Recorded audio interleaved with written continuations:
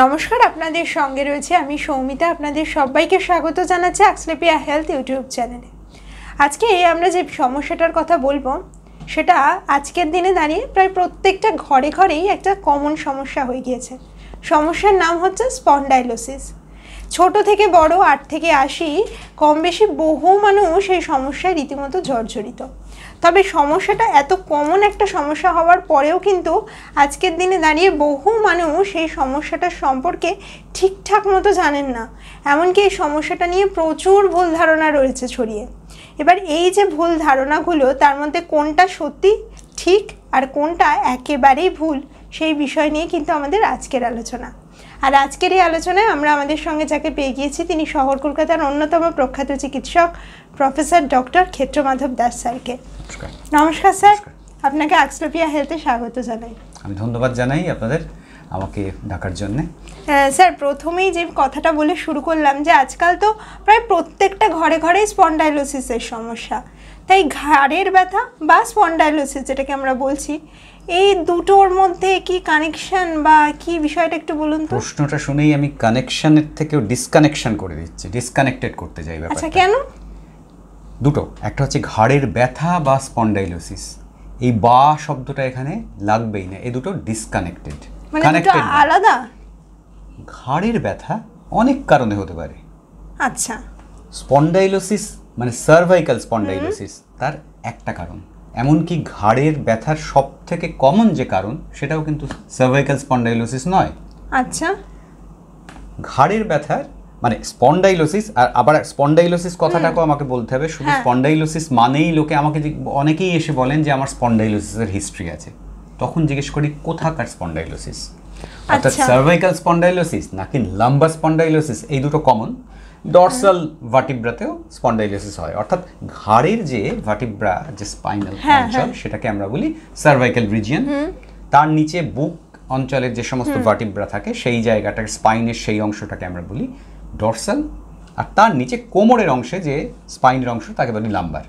তো cervical lumber দুটো জায়গায় স্পন্ডাইলোসিস বেশি কমন, ডরসাল এরিয়াতেও হয়, অর্থাৎ এটা গোটা মেরুদণ্ডেরই রোগ। আচ্ছা। এবং স্পন্ডাইলোসিস একটা ডিজেনারেটিভ ডিজিজ, ডিজেনারেটিভ ডিসঅর্ডার।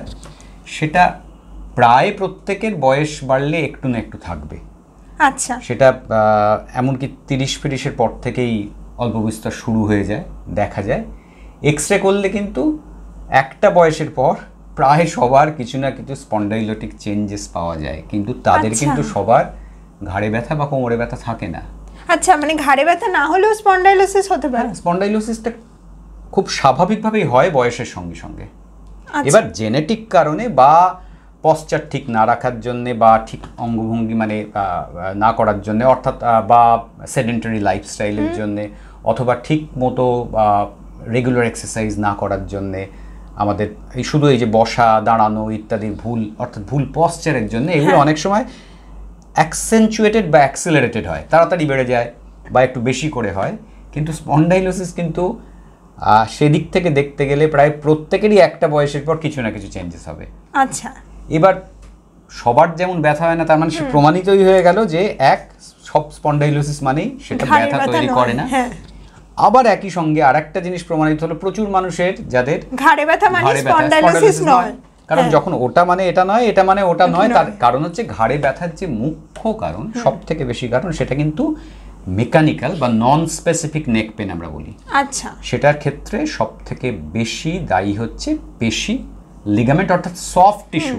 যখন পেশি টাইট হয়ে যায়, পেশি শক্ত হয়ে যায় যে কোনোভাবে, অথবা সফট টিস্যুর প্রবলেম হয়, সেগুলো কিন্তু বেশি ঘাড়ে ব্যথার সব মানে কমনেস্ট কজ। এবার ঘাড়ে ব্যথার অনেক রকম কারণ হতে পারে, সেটা ইনজুরি থেকে আরম্ভ করে ইনফেকশন, ম্যালিগন্যান্সি সবই তো আছে, তার মধ্যে অ্যাকিউট বা ক্রনিক। এবার এই ক্রনিক মানে দীর্ঘমেয়াদী যে ঘাড়ের ব্যথা, তারও কিন্তু মুখ্য কারণ ওই যেটা বললাম নন স্পেসিফিক বা মেকানিক্যাল নেক পেন, যেটা কিনা মূলত মাংসপেশি, সফট টিস্যু ইত্যাদির কারণ থেকে হয়। একদম। দর্শকদের উদ্দেশ্যে বলবো যে স্যার খুব সুন্দরভাবে বুঝিয়ে দিলেন একটা কথা, যে সমস্ত ঘাড়ে ব্যথাই কিন্তু স্পন্ডাইলোসিস নয়। তাই এইটা ভেবে ভুল করবেন না যে আপনার ঘাড়ে ব্যথা হচ্ছে মানেই আপনার স্পন্ডাইলোসিস হয়ে গিয়েছে। এই ভুলটা ধারণাটা কেন হয়, অনেক ক্ষেত্রেই দেখা যায় আমরা ঘাড়ে ব্যথা নিয়ে কেউ এলেই প্রাথমিক পরীক্ষা হিসেবে একটা এক্সরে করাই। এবার এক্সরে করলে ওই যে বললাম বেশিরভাগ মানুষেরই স্পন্ডাইলোটিক চেঞ্জেস পাওয়া যাবে, তো সেটা এক্সরেতে তারা পড়েন এবং কোনো কোনো ক্ষেত্রে চিকিৎসকও বলেন যে আপনার স্পন্ডাইলোসিস আছেন, সেখান থেকে এমন একটা ধারণা তৈরি হয় যে ওটা স্পন্ডাইলোসিসের কারণে। কিন্তু আমি যে বললাম neck sprain, muscle strain, ligamentous sprain বা মায়োফেশিয়াল পেন সিনড্রোম ক্রনিক, অর্থাৎ সেখানে পেশির তন্তুগুলো এবং তার পেশির চারপাশে যে আবরণটা থাকে তাকে আমরা বলি ফেশিয়া। পেশির তন্তুগুলো এবং ফেশিয়া জড়িয়ে একটা নোড বা ব্যান্ডের মতো স্ট্রাকচার তৈরি করে, শক্ত হয়ে যায়, তখন সেটা সেই জায়গাগুলোয় ব্যথা হয়। এগুলো সাধারণত একভাবে কাজ করার জন্য হয়, এক পজিশনে ঘাড় রাখার জন্য, মানে পশ্চারের প্রবলেম। ঘাড় মানে পশ্চার যদি ঠিকভাবে রেখেও আমি একটানা করি সেটাও কিন্তু সেক্ষেত্রেও তৈরি হয়। আবার পশ্চার যদি আমি ঠিকভাবে মেনটেন না করি, অর্থাৎ ঘাড় অত্যন্ত বাঁকিয়ে রেখেছি ইত্যাদি ইত্যাদি, সেক্ষেত্রে তো হচ্ছেই। কিন্তু আবার ঘাড় যদি আমি ঠিকভাবে রাখি, তখনও যদি এক পজিশনে দীর্ঘক্ষণ থাকে তাহলেও কিন্তু এই রোগ হবে। অর্থাৎ prolonged isometric contraction. Isometric contraction মানে কি? মাসলটা কাজ করছে, পেশিটা কাজ করছে, কিন্তু পেশির মাপটা নির্দিষ্ট। আমি যখন এইরকম ভাবে হাতটা নাবাচ্ছি ওঠাচ্ছি, আমি যদি কোনো ভারী জিনিস তুলি বা না তুললেও আমার এই বাইসেপস মাসলটা কাজ করছে, কিন্তু বাড়ছে কমছে লেন্থ, এটা আইসোমেট্রিক নয়। কিন্তু আমি এরকম ভাবে ধরে বসে আছি, অর্থাৎ ঘাড়ের যখন আমরা কাজ করি এরকম ভাবে, তখন তো ঘাড়ের পেশিগুলো একই মাপের রয়েছে অথচ কাজ করে যাচ্ছে। সেইটা যদি বেশিক্ষণ হয় তাহলে কিন্তু এই রোগগুলো হয়। হ্যাঁ, মানে আজকাল যারা দীর্ঘক্ষণ ডেস্ক জব করছে বা বাচ্চাদের মধ্যে তো প্রচন্ড মোবাইল ঘাটার প্রবণতা, একভাবে অনেকক্ষণ ধরে মোবাইল দেখছে। কেন এইটা শুধু বাচ্চাদের আমরা দোষ দিয়ে দিই, যখন তখন বড়রাও তো একই রকম ভাবে করছে। বাচ্চাদের বকে গিয়ে তারপর নিজেরা বড়রা গিয়ে তার থেকে বেশি সময় ধরে করছে। এবং এই যে রং পশ্চার, আবার স্পন্ডাইলোসিসও কিন্তু নানা রকম এই যে বাড়ে, নেক পেনও যেমন এইসব কারণে বাড়ে, স্পন্ডাইলোসিসও এরকম কারণে কিন্তু বাড়ে। আমি একটা ছোট্ট কতগুলো উদাহরণ দিচ্ছি। আমাদের মোটামুটিভাবে আমাদের মাথার যে ওজনটা আমরা যদি স্বাভাবিকভাবে স্ট্রেট ভালোভাবে রেখে ঘাড়টাকে যেভাবে রাখার কথা, না ঝুঁকিয়ে সোজাভাবে রাখি, তাহলে 5 কেজি মতো ওজন সেটা আমাদের সার্ভাইকাল স্পাইনের ওপর পড়ে। আচ্ছা, কিন্তু যে মুহূর্তে আমরা একটা মোবাইল নিয়ে বা অন্য কোনো কাজেও হতে পারে, শুধু মোবাইলকে দোষ দিয়ে লাভ নেই, শুধু বাচ্চাদের যেমন দোষ দিই শুধু মোবাইলকেও আমরা দোষ দিই, এটা আমাদের প্রবণতা, কোনোটাই ঠিক নয়। যাই হোক, সেটা নিয়েও যদি আমি এই 30 ডিগ্রি মতো ঘাড়টা কাত করি, তাহলেই কিন্তু ওজনটা হয়ে যাচ্ছে 12 কেজি। আচ্ছা, ডাবলের বেশি হয়ে গেল। হ্যাঁ, একদম। 45 ডিগ্রি যদি করি, 45 ডিগ্রিতে ঘাড় এরম করে যাচ্ছি, আমার কিন্তু 5 কেজিটা আর 5 কেজি নেই, সার্ভাইকাল স্পাইনের ওপর, ঘাড়ের মেরুদণ্ডের ওপর তখন চাপ পড়ছে 22 কেজি, মানে 4 থেকে 5 গুণ। আর 90 ডিগ্রি হলে তো কথাই নেই, তখন প্রায় 27-28 ডিগ্রি, মানে 27-28 কেজি হয়ে যাচ্ছে, অর্থাৎ মানে প্রায় 6 গুণ হয়ে যাচ্ছে। ঠিক আছে, এবার এই যেটা আমার 1 গুণ নেবার কথা, এবার সেটা যদি কন্টিনিউয়াসলি 6 গুণ 4 গুণ হতে থাকে, তাহলে তো ঘাড়ের 12টা বাজবেই, এবং সেই জন্যই খুব তাড়াতাড়ি 12টা বেজে যায়। স্পন্ডাইলোসিসটাও ত্বরান্বিত হয়। আর যাদের স্পন্ডাইলোসিস নেই বা আছে অন্য কারণে যাদের ব্যথা, সেই ব্যথাগুলো অর্থাৎ পেশি বেশি স্ট্রেন্ড হচ্ছে, লিগামেন্ট বেশি স্প্রেন্ড হচ্ছে, ঠিক আছে, তার উপর টান পড়ছে, চাপ পড়ছে, ঠিকঠাক মতো মেইনটেইন না করলে গুরুত্বপূর্ণ মানে ওখানেই গোড়ায় গলদ। একদম, এই যে রোগগুলো, এগুলো কিন্তু বেশিরভাগই এগুলো লাইফস্টাইল ডিজিজ, কিন্তু লাইফস্টাইল মাস্কুলোস্কেলেটাল ডিজিজ। সাধারণত লাইফস্টাইল ডিজিজ বলতে আমরা ভাবি যে ডায়াবেটিস, ডিসলিপিডিমিয়া, হার্ট ডিজিজ ইত্যাদি ইত্যাদি, কিন্তু এগুলোও কিন্তু লাইফস্টাইল। এগুলো তো লাইফস্টাইল আমাদের, আমরা কিভাবে বসছি, কিভাবে হাঁটছি, কিভাবে কাজ করছি, কিভাবে সেডেন্টারি লাইফ নিয়ে সারাক্ষণ বসেই আছি, কোনো এক্সারসাইজ করছি না, সুতরাং সেখান থেকে সব হয়। স্যার, আজকে যে আমরা স্পন্ডাইলোসিস নিয়ে আলোচনা করছি, তো সেই জায়গায় দাঁড়িয়ে বহুজনকে একটা কথা বলতে শোনা যায় যে যাদের স্পন্ডাইলোসিস হয়েছে তাদের একদম বালিশ ছাড়া শুতে হবে, তাহলেই নাকি সমস্যার সমাধান। আপনি কি বলবেন?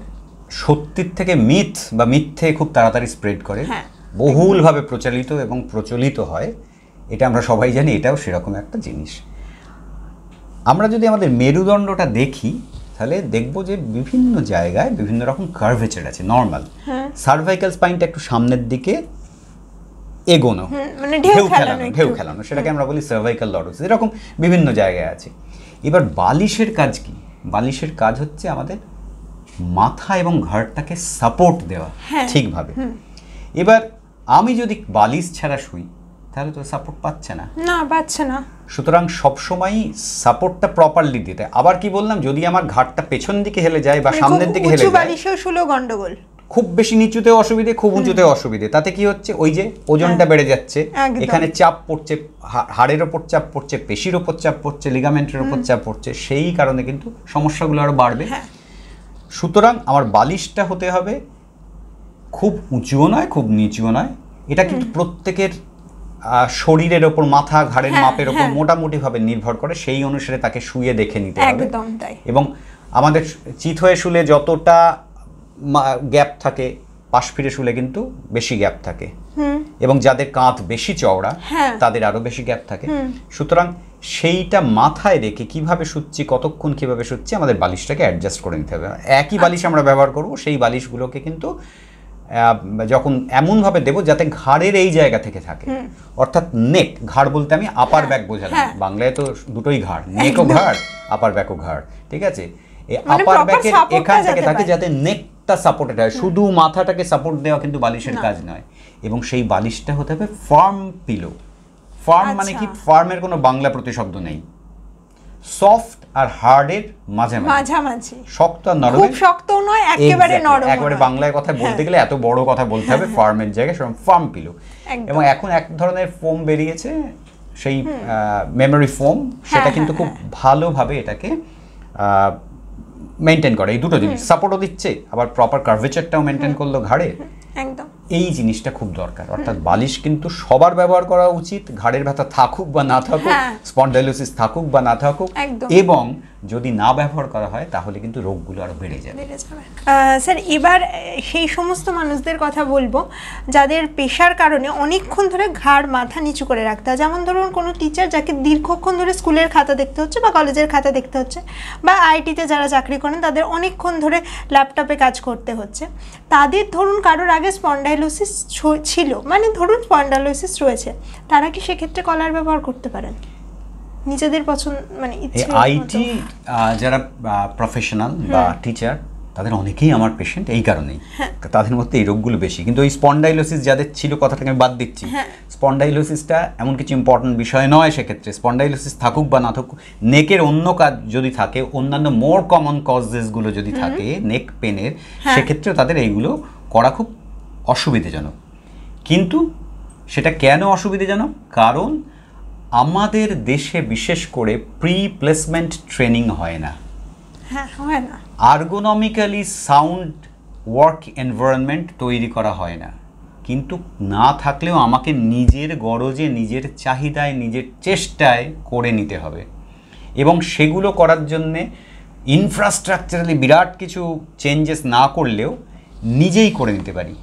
যেমন আমার বাড়িতে আমি কম্পিউটার ইউজ করি, আমার কম্পিউটারের সামনে আছে। এখন আর ডেস্কটপ কারোর বাড়িতে থাকে না, আমার বাড়িতেও নেই, ল্যাপটপ আছে।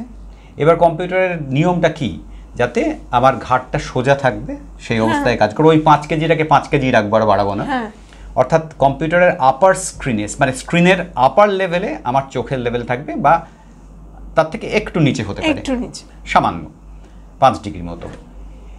এই অবস্থায় আমি কিন্তু এখন বসে আছি, কিন্তু আমি সাপোর্ট দিয়ে স্ট্রেট, আমি কিন্তু এতক্ষণ ধরে কথা বলছি, দর্শকরাও দেখছেন হয়তো, আমি সাপোর্ট দিয়ে বসে আছি স্ট্রেট, ঠিক আছে? সাপোর্ট ছাড়া স্ট্রেট বসে নেই, সেটা কিন্তু কোমরের পক্ষে, পিঠের পক্ষে খারাপ। আবার সাপোর্ট দিয়ে বেঁকেও বসে নেই, আমি সাপোর্ট দিয়ে স্ট্রেট, এই দুটো ফ্যাক্টর একসঙ্গে লাগবে। সাপোর্ট দিয়ে স্ট্রেট, এবং সেখানে 90 ডিগ্রি থেকে 110 ডিগ্রির মধ্যে সব থেকে যদি আমি ঘোরাফেরা করি, তাহলে একভাবে বসাও হচ্ছে না। আবার 90 থেকে 110 ডিগ্রির মধ্যে আমার লাম্বার স্পাইনে, কোমরের ওখানে ডিস্কের চাপও বেশি পড়ছে না, পেশিগুলো বেশি চাপ পাচ্ছে না। আমি সবসময় বলি এক নাগাড়ে, ওই যে বলছিলাম এক নাগাড়ে থাকলেই মুশকিল, আমি মাঝে মাঝে করছি, কিন্তু মানে একবার সামনে যাচ্ছে, একবার পেছনে যাচ্ছে, এই ব্যাপারটা করছি, আর তার সঙ্গে ঘাটটা আমার রইল। এই অবস্থায় আমার শোল্ডারটাকে রিল্যাক্সড অবস্থায় রেখে, এই ফোরাম সাপোর্ট আছে, এই ফোরাম সাপোর্টের উপর হাত রেখে আমি কিবোর্ড বা মাউসের কাজ করব। আচ্ছা, সেটা করা কি ল্যাপটপে সম্ভব? না, সম্ভব নয়। যখনই আমি স্ক্রিনটা উপরে তুললাম, আমার চোখের লেভেলে, স্ক্রিনের আপার লেভেল, তখন আবার হাত উঠে গেল। আবার হাত যদি আমি নাবাতে চাই, তখন আমার ঘাড় নেমে যাচ্ছে, 5 কেজি থেকে 15, 20, 30 কেজি হয়ে যাচ্ছে। কোনোটাই চলবে না। আমি কি করি? সেটাই করা উচিত সবার, খুব সহজেই করা যায়। একটা সেপারেট ডিট্যাচেবল যেগুলো আছে, মানে ডিট্যাচেবল না, মানে সেপারেট যে ল্যাপ, তোমার আপনার কিবোর্ড বা মাউস, সেটাকে আমি ইউজ করি। আচ্ছা, ঠিক আছে, এটা করলেই করা যায়। এটা আমি করি মানে আমি বিরাট উদাহরণ তা নয়, আমি করি, আমি সচেতন বলে। আমি এই সচেতনতা আমার দর্শকদের মধ্যে যাতে তারাও যাতে করতে পারে, খুব সহজ মডিফিকেশন। এবার যাতে খাতা দেখতে আমি বলি যে একটা এরকম স্ল্যান্ট করে নিয়ে তার উপর রাখুন, আপনার ঘাড়টা নাববে না, 5 কেজিটা 5 কেজিই থাকবে, এটা একটু উঠে আসুক। এটার জন্য যে আমাদের মানে মন্ত্রী সভ্যদের বাড়িতে যেরকম বিরাট একটা কাঁচের থাকে সেরকম করতে হবে তা নয়, খুব সহজে আমার হয়তো নেই ওগুলো, আমি হয়তো বিভিন্ন টেবিলে আমায় কাজ করতে হয়, আমি সেখানেও করতে পারি। কি করতে পারি, আমি একটা বই রাখলাম, 2টো বই রাখলাম, তারপর একটা কিছু একটা পিচ বোর্ড বা কিছু বা একটা মেশিনাইজ বোর্ড যেগুলো আছে একটা স্ল্যান্ট দিয়ে দিলাম, তার উপর করলাম, খুব সহজে এগুলো করা যায়। অর্থাৎ এই জিনিস আবার মোবাইলে আমাকে কাজ করতেই হবে অনেকক্ষণ, মোবাইল ছাড়া আমরা করতে পারি না। আমরা গাড়িতে গিয়ে মোবাইল করি, ঠিক আছে, বাড়িতেও অনেকক্ষণ মোবাইলে, অনেকে মোবাইলে পড়াশোনাও করেন, আর পড়াশোনাও তো একমাত্র কাজ নয়, বিনোদনটাও কাজ। বিনোদন অন্যভাবে করব, যদি মোবাইলে করতে হয় হয়তো মোবাইল ছাড়া আমার আর কোনো জায়গা নেই, স্ট্যান্ড, আমি স্ট্যান্ডটা রেখে যে ঘাড়ের পজিশন বললাম এটা রেখেই করা যায় খুব সহজে, সেটা গাড়িতেও ব্যবহার করা যায়, বাড়িতেও ব্যবহার করা যায়, যে কোনো জায়গায় করা যায়। আবার আজকে ঘাড় নিয়ে আলোচনা হচ্ছে, কিন্তু হাতে আমাদের ডিক ওয়েভান সিনড্রোম, তারপর হোয়াটসঅ্যাপাইটিস, এগুলো বেশি হয় দীর্ঘক্ষণ মোবাইলে টাইপ করে। মোবাইলে সেক্ষেত্রে টাইপ করার জন্য আমরা এই আঙুল ব্যবহার করবো, সবসময় এটা করবো না, যতই আউট অফ ফ্যাশন মনে হোক। জেনজি সবসময় এটা করে, খুব তাড়াতাড়ি করে বলে আমরা করতে গেলাম, তাদেরও করার কথা নয়, আমাদেরও করার কথা নয়, তাদেরও বলতে হবে মাঝে মাঝে এটা ইউজ করো, কারণ বুড়ো আঙুলটা এইভাবে ধরে টাইপ করার জন্য তৈরি হয়নি। আর এই বুড়ো আঙুলটাই কিন্তু প্রিহেনসাইল ফাংশন, এটার জন্যই কিন্তু আমরা মানুষ হয়েছি। আর কারুর প্রিহেনসাইল ফাংশন নেই, আর কারুর বুড়ো আঙুলটা এই আমাদের যে তলে আছে অন্য আঙুল তার থেকে সামনে এগোনো, সেটার জন্য আমরা এই সমস্ত কাজ করতে বলি বলে আমরা আজকে মানুষ সভ্যতার একদম ওপরে, মানে এভলিউশনারি ট্রির মাথায় বসে আছি। এটা একটা কারণ, বড় কারণ। তো সেটাকে, সেই বুড়ো আঙুলটাকে আমরা বাজে ব্যবহার করে রোগ করব, করছি তো, হোয়াটসঅ্যাপাইটিস হচ্ছে, আগে ডিক ওয়েভান সিনড্রোম হচ্ছে, তার জন্য আমরা একদম আমরা এইভাবে টাইপ করব। আর টাইপ কমিয়ে দিয়ে ভয়েস চ্যাট, যখন দীর্ঘক্ষণ মেসেজ করতে হবে টাইপ করব কেন, আছে তো আমার ভয়েস চ্যাট, আছে তো ইয়ারফোন। এই নয় আমি ভয়েস চ্যাট করলাম, তারপর পাবলিক প্লেসে গিয়ে গান করে চালিয়ে দিয়ে তার সঙ্গে কথা হচ্ছে, পাশের লোকের অসুবিধে হচ্ছে, এই সিভিক সেন্সগুলো থাকা দরকার। আমার ইয়ারফোন দিয়ে আমি শুনবো, তবে সেটাও বেশিক্ষণ নয়, মাঝে মাঝে ওই কোনো জিনিসটাই সবসময় বেশি নয়, অতিরিক্ত নয়, লিমিটের মধ্যে রাখতে হবে এবং মাঝে মাঝে পরিবর্তন করতে হবে। দর্শকদের উদ্দেশ্যে বলবো যে স্যার কিন্তু খুব ভালো 3টে প্রসেসের কথা বললেন, যে 3টে প্রসেস খুব আমাদের সহজভাবে এগিয়ে যেতে সাহায্য করবে। একটা হচ্ছে যারা দীর্ঘক্ষণ ধরে খাতা দেখেন তাদের ক্ষেত্রে কিভাবে ম্যানেজ করা যাবে বিষয়টা, যারা দীর্ঘক্ষণ মোবাইল বা ল্যাপটপে কাজ করেন তাদের জন্য স্যার একটা খুব সহজ সলিউশন বলে দিলেন। আমরা আবার স্পন্ডাইলোসিস নিয়ে আলোচনায় ফিরছি, মাঝখানে বেশ অনেকগুলো বিষয় নিয়ে গুরুত্বপূর্ণ কথা হয়ে গেল। তো স্যার, স্পন্ডাইলোসিস যাদের আছে তাদের অনেককে বলতে শুনেছি যে ভীষণ মাথা ঘোরে, তো এই মাথা ঘোরাটা কি একটা সিমটমস? হ্যাঁ, মাথা ঘুরতে পারে, একটু মাথা ঘোরা মানে একটু ঝিমঝিম ভাব, একটু টলমলো ভাব, এটা হতে পারে। এটাকে আমরা বলি সার্ভাইকাল ডিজিনেস। আচ্ছা, কিন্তু এক্ষেত্রেও একটা বিরাট বড় মিথ আছে, সেটা আনফর্চুনেটলি শুধুমাত্র যারা অচিকিৎসক, নন মেডিকেল পার্সন তাদের মধ্যে আছে তা নয়, আনফর্চুনেটলি মেডিকেল পার্সনদের মধ্যেও এটা আছে। সেটা হচ্ছে ভার্টাইগো, যাকে বলি আমরা ট্রু ভার্টাইগো, অর্থাৎ যেটা কিনা আপনার হয় মনে হবে না মাথা ঘুরবে, সেটা আবার আলাদা একটা জিনিস। যাই হোক, সেটা একটা পার্ট, সেই জিনিসটা, সেটা সেই প্রসঙ্গে এখন আর যাচ্ছি না। ভার্টাইগো বলতে, ট্রু ভার্টাইগো বলতে হয় মনে হবে আপনার মাথাটা স্থির আছে, চারপাশটা বন্ধন করে ঘুরছে, অথবা চারপাশটা স্থির আছে, আপনার মাথার বন্ধন করে ঘুরছে, এবং তার সঙ্গে আরও কিছু নশিয়া, ভমিটিং ইত্যাদি ইত্যাদি আরও অনেক রকম সিমটম থাকতে পারে। এই যে ট্রু ভার্টাইগো, এটা কিন্তু স্পন্ডাইলোসিসের কারণে হয় না। আচ্ছা, মানে অনেকেই মাথা ঘোরার সঙ্গে এটাকে গুলিয়ে ফেলে। এই কথা স্পষ্ট লেখা আছে সমস্ত মেডিকেল সায়েন্সের বইয়ে, এবং সমস্ত রিসার্চ করেও সমস্ত এভিডেন্স কোনো নেই এই কথা বলার যে সার্ভাইকাল স্পন্ডাইলোসিসের জন্য এই ট্রু ভার্টাইগো হয়। হ্যাঁ, ডিজিনেস হয়, তাকে আমরা বলি সার্ভাইকাল ডিজিনেস, যে মাথা ঘোরা হালকা একটু ঝিমঝিম। সুতরাং যদি কারোর ওরকম ট্রু ভার্টাইগো হয় আর ঘাড়ে একটা এক্সরে করে পাওয়া গেল সার্ভাইকাল স্পন্ডাইলোসিস আছে, দুটো কিন্তু কমপ্লিটলি আলাদা জিনিস, তখন তাকে মূলত এটা হয় কানের বিভিন্ন রোগ, ইন্টারনাল ইয়ারের, সেটা বিপিপিভি, ভেস্টিবুলার নিউরাইটিস, ল্যাবারিনথাইটিস এটসেট্রা, মেইনার্স ডিজিজ, নানা রকম আছে, সেগুলো সবই হচ্ছে ইন্টারনাল ইয়ারের রোগ। ইন্টারনাল এআই কারণে। সুতরাং এইটা মাথায় আমাদের রাখতেই হবে। সুতরাং হালকা মাথা ঘোরা হতে পারে, কিন্তু ট্রু ভার্টাইগো না, সার্ভাইকাল স্পন্ডাইলোসিস। দুটো বিষয়কে সম্পূর্ণ রকমভাবেই আলাদা, এবং দুটো বিষয়কে একই সঙ্গে কখনোই গুলিয়ে ফেলবেন না। আপনার যদি কমপ্লিটলি ভার্টাইগোর কোনো প্রবলেম থাকে তাহলে অবশ্যই বিশেষজ্ঞের পরামর্শ নিন।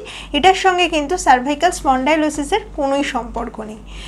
স্যার, এবার একটা বিষয় নিয়ে আমরা কথা বলবো, সেটা হচ্ছে অনেকেই বলেন যে যাদের স্পন্ডাইলোসিস রয়েছেন তাদের ওয়ার্কআউট করা উচিত নয়, আপনি কি বলবেন? না, স্পন্ডাইলোসিস একটা ডিজেনারেটিভ ডিজিজ, আবার বললাম, যদি সেখানে কোনো ইনস্টেবিলিটি না থাকে, যদি এমন কিছু সমস্যা থাকে, তাহলে জিমে যেতে পারেন? ডেফিনেটলি যেতে পারেন। এবার জিমে যেতে গেলে সব ক্ষেত্রেই আগে চিকিৎসকের পরামর্শ নেওয়া উচিত। আচ্ছা, এবার শুধু যদি হালকা অল্প স্বল্প রেডিওলজিক স্পন্ডাইলোসিস আছে, ঘাড়ে কোনো ব্যথা নেই, ঘাড়ে অন্য সমস্যা নেই, তাহলে তার জিমে যাওয়ায় কোনো অসুবিধা নেই। কিন্তু সেক্ষেত্রে দেখতে হবে তিনি কোনটা করবেন, কতটা করবেন, কতটা ওজন তুলবেন, সেটা কিন্তু নির্দিষ্ট করে নিতে হবে। বিশেষজ্ঞই একমাত্র বলতে পারবেন। এবং ওই যে বললাম ঘাড়ে ব্যথা কিন্তু আরও নানা কারণে হয়, সুতরাং সেগুলোও আমাদের মাথায় দিতে হবে। কারণ হয়তো ঘাড়ে ব্যথা যদি সিমটোম্যাটিক হয়, তখন বুঝতে হবে যে তার অন্য কি রোগ আছে, সেটাকে দেখতে হবে, সেই অনুসারে করতে হবে। ওই যে বললাম এমন রোগ যেটা তৈরি হয়েছে প্রলংড আইসোমেট্রিক কন্ট্রাকশনের জন্য, সেখানে যদি আমি সাংঘাতিক আইসোমেট্রিক্স খুব প্রবল জোরদার আইসোমেট্রিক এক্সারসাইজ করি, তাহলে তো ওই ব্যথাটা বেড়ে যাবে, রোগটার কারণটাই বেড়ে যাবে, তার সঙ্গে ব্যথা, সেটা তো কখনোই করা উচিত নয়। এই জিনিসটা মাথায় রাখতে হবে। এমনিতেই সবাই, মানে আমি দেখেছি এটা খুব প্রবণতা, সার্ভাইকাল স্পন্ডাইলোসিস যেই এক্সরেতে পাওয়া গেল সঙ্গে সঙ্গে সবাই এই গালে হাত দিয়ে খুব জোর দিয়ে আইসোমেট্রিক্স করছেন, এবং তাদের অনেকেরই ব্যথাটা বেড়ে যায় ঘাড় এবং আপার ব্যাকে, নেক অ্যান্ড আপার ব্যাকে। তার কারণ হচ্ছে ওইখানে ওই রোগটা থাকলে এবং অ্যাকিউট কন্ডিশনে থাকলে, তো প্রথমে মাসেল রিল্যাক্সেন্ট দিয়ে, অ্যান্টি ইনফ্লামেটরি দিয়ে নরম করা হয়। তারপরে যে ফেজটা আসে সেখানে ওটাকে আস্তে আস্তে ওই মাসেলগুলোকে ওই যে স্ট্রেচ করতে হয়, এবং স্ট্রেচিংয়ের সঙ্গে সঙ্গে ধীরে ধীরে আইসোমেট্রিক্স দেওয়া যেতে পারে, কিন্তু সেটা হবে সাবম্যাক্সিমাল, মানে খুব জোর দিয়ে নয়, যা জোর আমরা দিতে পারি তার হাফেরও কম। আচ্ছা, কিন্তু এগুলো তো সবার পক্ষে জানা সম্ভব নয়। দেখছেন উনি করছেন, এইটা মাথায় রাখতে হবে স্যার, এই যে চিকিৎসা, এই যে ব্যায়ামটা করছেন, এটা কিন্তু চিকিৎসার ব্যায়াম। ওষুধের যেমন নির্দিষ্ট ইন্ডিকেশন থাকে, কন্ট্রা ইন্ডিকেশন থাকে, সাইড এফেক্টস থাকে, তেমনি এই সমস্ত চিকিৎসার ব্যায়ামেরও কিন্তু নির্দিষ্ট ইন্ডিকেশন, নির্দিষ্ট কন্ট্রা ইন্ডিকেশন এবং নির্দিষ্ট সাইড এফেক্টস রয়েছে। সুতরাং সেটা মাথায় রাখতে হবে। এই ক্ষেত্রে কিন্তু ওটা রিলেটিভলি কন্ট্রা ইন্ডিকেটেড, ওটা করা যাবে না। এবার যদি কারো স্পন্ডাইলোসিস আছে, তার সঙ্গে প্রচণ্ডভাবে একটা বড় সড়ো অ্যাডভান্স স্পন্ডাইলোসিস, অস্টিওফাইট, মানে বোনের গ্রোথ হয়েছে, সেই বোনটা গিয়ে কোনো নার্ভ রুটে চাপ দিচ্ছে, তখন আমার সার্ভাইকাল রেডিকুলোপ্যাথিক সিমটম হচ্ছে, সেই ক্ষেত্রে কিন্তু ব্যাপারটা সম্পূর্ণ আলাদা। তখন তার জিম করা না করা, জিম করতে পারেন, ঘাড়ের জায়গাটাকে অ্যাভয়েড করতে হবে। ঘাড়ে ডাইরেক্টলি বা ইনডাইরেক্টলি স্ট্রেস পড়ে এমন কাজ, বা ঘাড়ের এক্সেসিভ মুভমেন্ট হবে এমন ব্যায়াম কিন্তু করা চলবে না। হ্যাঁ, সেটাও একজন বিশেষজ্ঞ ঠিক করে দিতে পারবে। একদম, কারোর স্পন্ডাইলোলিস্থেসিস আছে, অর্থাৎ ভার্টিব্রার একটা হাড় আর একটা হাড় থেকে একটু আগুপিছু হয়ে গেছে, সেক্ষেত্রে, বা তার সার্ভাইকাল ক্যানালে কোনো স্টেনোসিস হয়েছে, অর্থাৎ যেখান দিয়ে সুষুম্না কাণ্ড বা স্পাইনাল কর্ডটা যায়, সেই ক্যানালটা ছোট হয়ে আছে, সেসব ক্ষেত্রে কিন্তু খুব সাবধান। এই যে কথাগুলো বলছি, এর প্রত্যেকটা ক্ষেত্রেই আপনিও বারবার মনে করিয়ে দিচ্ছেন, কিন্তু আমি শুরু থেকে শেষ পর্যন্ত বলে রাখছি, এটা তো আমরা করছি কি, মানে স্বাভাবিকভাবে, সাধারণভাবে যাতে সবার কাছে এই ছোটখাটো বিষয়গুলো সবার কাছে মেসেজটা যায়, একটা ওরিয়েন্টেশন তৈরি হয়, সেই জন্যে। কিন্তু সব সময় কিন্তু এই কথাটাই শেষ কথা নয়। কারুর কিছু সমস্যা হলে কিন্তু সরাসরি প্রথমেই তার চিকিৎসকের কাছে যেতে হবে। একদমই তাই। ওই পাশের বাড়ির বৌদি এক্সারসাইজ করছে দেখে আমিও শুরু করে দিলাম, পাশের বাড়ির বৌদি, অমুক পাড়ার অমুক দাদা, তা তিনি ওই ওষুধটা খেলে যেমন আমার সেই ওষুধটা খাওয়ার কথা নয়, তেমনি উনি ওই চিকিৎসার ব্যায়ামটা করলে আমার সেই চিকিৎসার ব্যায়ামটা করা উচিত নয়, এটা মাথায় রাখতে হবে। আচ্ছা স্যার, এই যে আমরা স্পন্ডাইলোসিসের মিথগুলো নিয়ে, বা কোনটা সত্যি কোনটা মিথ্যে, এটা নিয়ে এত আলোচনা করছি, একটা কথা আপনি শুরুতেই বলেছিলেন যে স্পন্ডাইলোসিস কিন্তু অনেকের হতেই পারে, সেটা কিন্তু সবসময় ঘাড়ে ব্যথার সিমটমস দেখা যায় না। যাদের ঘাড়ে ব্যথাও হচ্ছে না, তারা কিভাবে বুঝবেন বলুন তো? বোঝার দরকার নেই তো, শুধু বোঝার দরকার নেই তো, তাহলে তো শরীরে রোগটা বাসা মারতে শুরু করবে। স্পন্ডাইলোসিস তোর বললাম ওটা ডিজেনারেটিভ প্রসেস, বয়সের সঙ্গে রিলেটেড, বয়স জনিত বলবো না, হ্যাঁ বয়স সম্পর্কিত ডিজেনারেটিভ ডিজিজ। আমার তো ডিজেনারেশন হবেই। অর্থাৎ স্পন্ডাইলোসিস শুরু হয় কোথায়? এই যে মেরুদণ্ডের হাড়গুলো থাকে এক একটা করে, তাকে আমরা বলি ভার্টিব্রা। বাংলায় বোধহয় একটা খটোমটো বাংলা আছে কশেরুকা, খুব সম্ভবত, যদি না আমি ভুলে গিয়ে থাকি। আর সেই ভার্টিব্রার মধ্যে ছোট ছোট ডিস্ক থাকে, একটা জেলি ফিল্ড জিনিস, একটা গোটাটা জেলি ফিল্ড নয়, বাইরের দিকে তার একটা শক্ত একটা রিং মতো থাকে, তাকে আমরা বলি অ্যানিউলাস ফাইব্রোসাস, আর ভেতরে একটা তলতলে জিনিস থাকে নিউক্লিয়াস পালপোসাস। এবার সেইটা কুশনিং এফেক্ট, অর্থাৎ ভার্টিব্রার সঙ্গে ভার্টিব্রা যাতে ঠোকাঠুকি না লাগে, ভার্টিব্রার উপর চাপ পড়লে 5 কেজি 14 কেজি 22 কেজি যা চাপ পড়লে সেটা শক অ্যাবজর্ব করতে পারে যাতে, সেই জন্য। এবার বয়সের সঙ্গে সঙ্গে ওটা আস্তে আস্তে শুকোতে থাকে। সুতরাং এই শুকিয়ে যাওয়াটা কিন্তু একটা স্বাভাবিক পদ্ধতি। আচ্ছা। এবং এই স্পন্ডাইলোসিস তো আমি বলেই দিচ্ছি, এটা তো 30 বছরের পর থেকে একটু আধটু দেখা যেতে পারে, বেশিরভাগের 50 বছরের পর বেশিরভাগ মানুষের, তারপরে বেশিরভাগ স্পন্ডাইলোসিস থেকে পারছে এটা তো কিছু করছে না। সুতরাং আগ বাড়িয়ে ঝাঁপিয়ে পড়ে আমার স্পন্ডাইলোসিস ডায়াগনোসিস করে কি হবে? আমার আছে বিরাট সার্টিফিকেট ঝুলিয়ে ঘুরে বেড়াবো নাকি আমার সার্ভাইকাল স্পন্ডাইলোসিস? বিরাট ভালো কথা নাকি? না মানে এটা একটা মানে অন্যদের আছে আমার নেই, আমার একটা ইনফেরিয়রিটি কমপ্লেক্স হচ্ছে, অর্থাৎ আমারও হতে হবে, চলো তাহলে সবাই এক্সরে করিয়ে দেখতে হবে মাঝে মাঝে, মাসে মাসে একবার করে। না, করবো না, আননেসেসারি এক্সরে করবো না। যত আধুনিক এক্সরে রেডিয়েশন খুব কম, সেটা ঝুঁকির কারণ নয়, কিন্তু বারবার করলে সেই বারবার আননেসেসারি এক্সরে কিন্তু আমার শরীরে ক্যান্সারের জন্ম দিতে পারে। মানে যতক্ষণ না বিপদ হচ্ছে বা সমস্যা আসছে ততক্ষণ সেটা নিয়ে মাথা ব্যথা করার দরকার নেই, এবং আননেসেসারি ইয়েও করবো না। আমাকে কি করতে হবে? শুধু সার্ভাইকাল স্পন্ডাইলোসিস আমি বললাম যে এই সমস্ত জিনিসগুলো করি, তাহলে সার্ভাইকাল স্পন্ডাইলোসিস আরও অ্যাকসেন্চুয়েটেড হতে পারে, অ্যাক্সিলারেটেড হতে পারে। তো আমি সেইগুলোই আগে থেকে প্রিভেন্ট করার চেষ্টা করব। শুধু সার্ভাইকাল স্পন্ডাইলোসিস নয়, ওগুলো করলে তো আমার যে সমস্ত রোগগুলো ঘাড়ে ব্যথার বেশি কারণ, কমন কারণ, সেগুলোর সম্ভাবনাও কম। অর্থাৎ সামগ্রিকভাবে আমি যদি এগুলো করি তাহলে তো ওই জিনিসটাও কমবে, এবং সার্ভাইকাল স্পন্ডাইলোসিস শুরু হওয়ার সময়টাকে পেছিয়ে দিতে পারবো, বা হলে তার কমপ্লিকেশনগুলো কম করতে পারবো, এবং যাতে খুব ফাস্ট প্রোগ্রেশন না হয় সেটাও করতে পারবো এই জিনিসগুলো করলে। সুতরাং এটাই করব। আননেসেসারি আমি ডায়াগনোসিসের জন্য ছুটোছুটি করবো কেন? কিছুই নেই। তাহলে সেই জিনিসগুলো কি কি? ওই এক হচ্ছে আমি প্রাথমিকভাবে হচ্ছে ঘাড়ের ক্ষেত্রে হচ্ছে প্রপার পশ্চার মেনটেন করা, ঘাড়ে যাতে অতিরিক্ত চাপ না পড়া। আমি পশ্চার নিয়ে অনেকক্ষণ বলে দিয়েছি, আর বলছি না। 2 নম্বর হচ্ছে যে কোনো ক্ষেত্রেই আমি একভাবে এক নাগাড়ে থাকবো না। ওই গুড পশ্চার হলেও সেটা মাঝে মাঝে আমাকে ঘাড় নাড়াচাড়া করতে হবে, বডি মুভমেন্ট যেমন করতে হবে। এখানে আমি ঘাড়ের কথা বলছি, ঘাড় নাড়াচাড়া করতে হবে, কাঁধ নাড়াচাড়া করতে হবে, তাতে ওই পেশিগুলো এক অবস্থায় থাকবে না, পেশিগুলো কাজও করবে।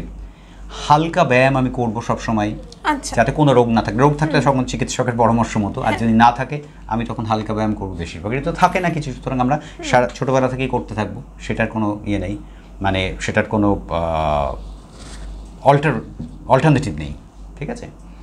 এবং ঘাড়ের ক্ষেত্রে বালিশটা সঠিক ব্যবহার করব, সঠিক কনসিস্টেন্সির এবং সঠিক হাইটের বালিশ ব্যবহার করব, সঠিকভাবে নেব, ঠিক আছে। কোনো কাজ, যে সমস্ত কাজে অতিরিক্ত চাপ পড়ে ঘাড়ের ওপর, ঘাড়ের পেশি হতে পারে, ঘাড়ের স্পাইন হতে পারে, সেগুলো করব না। যেমন আমাকে যদি ঘাড় এদিকে একটা কাজ করতে হয়, তখন আমার যদি বারবার করতে হয়, রিপিটেটিভ মুভমেন্ট, একবার দুবার করবো না তা না, একবার দুবার করলে আমার রেঞ্জ অফ মোশনটা ঠিক থাকবে, পেশিগুলো কাজ করবে। কিন্তু যদি রিপিটেটিভ বারবার ঘাড় ঘোরাতে হয়, আমি তখন ঘাড়টা না ঘুরিয়ে বারবার আমি এনমাস ঘুরবো, আবার নেব, আসবো। এমন কাজ করতে গেলে যেখানে আমি ঘাড়টাকে বাঁকাতেও হচ্ছে, আবার তার সঙ্গে ঘাড়ে চাপও পড়ছে খুব বেশি, সেই কাজটা ঘাড়টাকে না বাঁকিয়ে গোটা শরীরটাকে তারপর আনবো। এইভাবে আমরা করব, এই জিনিসগুলো করবো। অর্থাৎ ঘাড়ের যে স্বাভাবিক কাজকর্ম সেগুলোকে বজায় রাখবো, এবং ঘাড়ের উপর অতিরিক্ত চাপ দেব না, আর সঠিক পশ্চার মেনটেন করবো, ঠিক বালিশ নেব। এই কটা জিনিস করলেই ঘাড়ের ব্যথা থেকে আমরা অনেকভাবে রক্ষা করতে পারবো নিজেদের। স্যার, স্পন্ডাইলোসিস নিয়ে আজকে যে আলোচনা হচ্ছে, অনুষ্ঠানের প্রায় শেষের দিকে আমরা, তার আগে মানে শেষ করার আগে আমার একটা ব্যক্তিগত প্রশ্ন। আমি বহু মানুষকে দেখেছি যাতে স্পন্ডাইলোসিস ধরা পড়েছে, তাদের কিছু জনকে দেখেছি তারা রাত্রিবেলায় গরম সেঁক দেন ঘাড়ে, এবং অনেককে দেখেছি আইস প্যাক দেন। কোনটা ঠিক? নাকি দুটোই ঠিক, নাকি কোনোটাই ঠিক নয়? যদি রেগুলার বেসিসে দেন গরম এবং ঠান্ডা, তাহলে দুটোর কোনোটাই ঠিক নয়। আচ্ছা। গরম শেক আর ঠান্ডা শেক এটা খুব সিম্পল ব্যাপার। যদি কারুর কোনো কারণে ইনজুরি হয়, ইনফ্ল্যামেশন হয় শুরুতেই, তাহলে প্রথম 24 ঘন্টা 48 ঘন্টা ঠান্ডা শেক। গরম শেক দিলে হিতে বিপরীত হবে। গরম শেক কিন্তু অ্যাকিউট ইনজুরি, অ্যাকিউট মানে যেটা হঠাৎ করে হয়েছে এবং খুব বেশি হয়েছে তাকে আমরা বলি অ্যাকিউট। আচ্ছা। আর যেটা আস্তে আস্তে হয়েছে কি দীর্ঘদিন ধরে আছে তাকে আমরা বলি ক্রনিক। অ্যাকিউট ইনজুরি, অ্যাকিউট ইনফ্লামেশনে গরম শেক কন্ট্রাইন্ডিকেটেড, সেক্ষেত্রে ঠান্ডা শেক দিতে হবে। আচ্ছা। এবার সার্ভাইকাল স্পন্ডাইলোসিসের জন্য কোনো শেক দেওয়ারই দরকার নেই। হ্যাঁ। যদি সার্ভাইকাল স্পন্ডাইলোসিস থেকে নেক পেন হয় অথবা অন্য কোনো কারণে নেক পেন হয় তখন প্রশ্ন শেক দেওয়ার। এবার সেক্ষেত্রেও যদি হঠাৎ করে কারুর লেগে যায় ঘাড়ে, হঠাৎ করে স্প্রেন হয়েছে, হঠাৎ করে স্প্যাজম হয়েছে, ধাক্কা লেগেছে, সেক্ষেত্রে অবশ্যই ঠান্ডা। তারপরে কিছুদিন পরে আমরা গরম দিতে পারি যখন সেটা ক্রনিক হবে। কিন্তু সেটাও কিন্তু যতক্ষণ ইচ্ছে দেওয়া যায় না, যতক্ষণ ইচ্ছে দেওয়া যায় না, ওই 8-10 মিনিট বা কোনো কোনো ক্ষেত্রে 10-15 মিনিট পর্যন্ত, দিনে 3 বার পর্যন্ত দেওয়া যায়।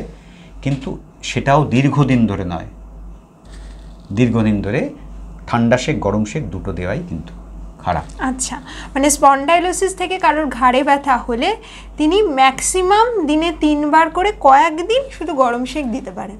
আবার বারবার ওই জায়গাটা গুলিয়ে যাচ্ছে, কিন্তু স্পন্ডাইলোসিস থেকে ঘাড়ে ব্যথা হলে শুধু নয়, স্পন্ডাইলোসিস থেকে ঘাড়ে ব্যথা হলেও অন্য কোনো কারণে ঘাড়ে ব্যথা হলেও, হ্যাঁ, মানে ঘাড়ে ব্যথা থাকে, দেখতে হবে ক্রনিক যদি হয় তখন দেওয়া যায়। এবার তার মানে এই নয় আবার যাচ্ছে চিকিৎসকের পরামর্শ মতো। কেন? আমি যে বললাম শুধু কন্ট্রাইন্ডিকেশন নয়, সাইড এফেক্টসও থাকে এগুলো নন ফার্মাকোলজিক থেরাপির। যদি কারুর ওইখানে কোনো ক্রনিক ইনফেকশন থাকে, যদি ম্যালিগন্যান্সি থাকে, তাহলে কিন্তু গরম শেক দিলে হিতে বিপরীত হবে।